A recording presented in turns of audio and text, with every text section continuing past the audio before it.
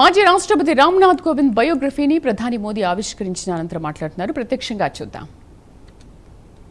सदियों के उन स्वप्न को, उस विजन को भी साकार करने में अपनी अहम भूमिका निभाई है और इस दिशा में हम सबके प्रयास अभी भी जारी है. हमें भविष्य में कोविंद जी जैसे अनेकों युवा चाहिए जो परेशानियों से परास्त न हो, जो मुश्किलों से मायूस न हो, बल्कि अपनी मेहनत से हर मंजिल को आसान बनाने का हौसला रखे. इसी बदलाव से सशक्त भारत के निर्माण का संकल्प पूरा होगा. यहीं से आत्मनिर्भर और विकसित भारत का रास्ता बनेगा. साथियों, ऐसे युवा शक्ति के निर्माण के लिए जो प्रेरणा चाहिए, कोविंद जी की ऑटोबायोग्राफी उसका अहम स्रोत बन सकती है. साथियों, कोविंद जी ने अपने जीवन में मोरारजी भाई देसाई के साथ अनुभवों के बारे में भी इसमें विस्तार से बताया है. कोविंद जी के भीतर देश सेवा की जो भावना थी, मोरारजी भाई के साथ काम करके उन्होंने जो सीखने को मिला, जो रास्ता मिला, कोविंद जी ने राजनीति और समाज सेवा को अपना मार्ग बनाया. वो अपने कर्तव्यों के लिए समर्पित रहे. सेवा को उन्होंने अपना लक्ष्य बनाकर काम किया. संसद में उनका कार्यकाल गवाह है.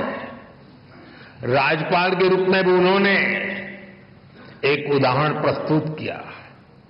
राष्ट्रपति के रूप में भी हमें उनकी यही कर्तव्य निष्ठा दिखाई देती रही.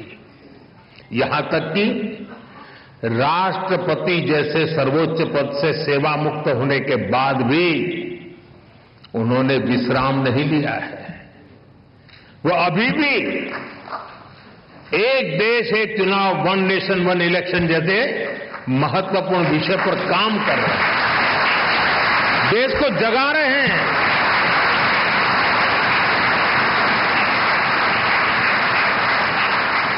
ये एक ऐसा विषय है जिसका समाधान देश के लोकतंत्र का नया अध्याय शुरू कर सकता है. मैं मानता हूं कोविंद जी की इस कर्तव्य निष्ठा और सेवा भाव से देश के लोग बहुत कुछ सीख सकते हैं.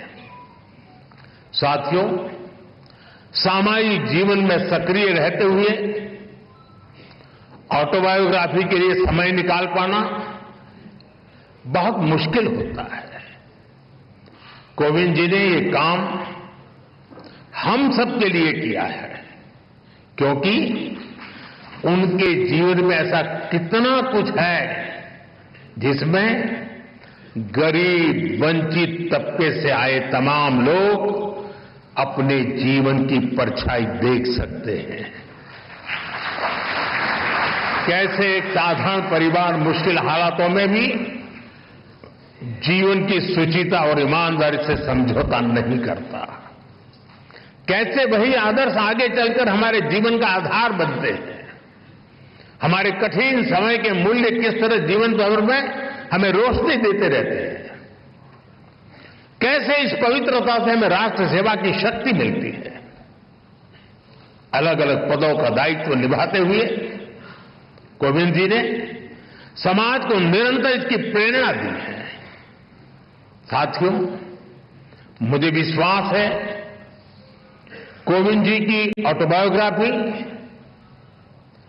इसमें उनके जीवन की ही नहीं बल्कि हमारे लोकतंत्र की भी अहम स्मृतियां सुरक्षित होंगी. मैं एक बार फिर उन्हें उनकी आत्मकथा के लिए शुभकामनाएं देता हूं और मैं खास करके युवा पीढ़ी से आग्रह करूंगा, रील का जमाना है,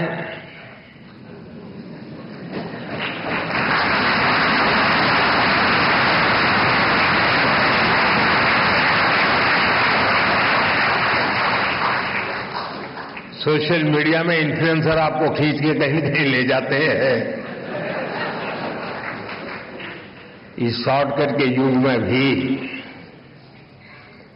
एक बात हम जरूर याद रखें, रेलवे स्टेशन पे लिखा हुआ होता है, कुछ लोगों को पटरी पर कूद करके जाने की आदत होती, ब्रिज पर नहीं जाते, तो वहां लिखा होता है shortcut will cut you short.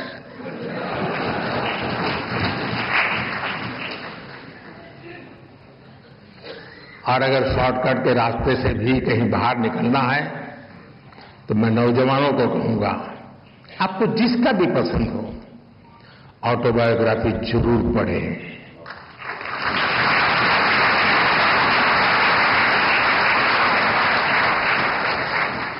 Autobiography उस कालखंड की इतिहास की घटनाओं को अलग तरीके से समझने का अवसर देती है।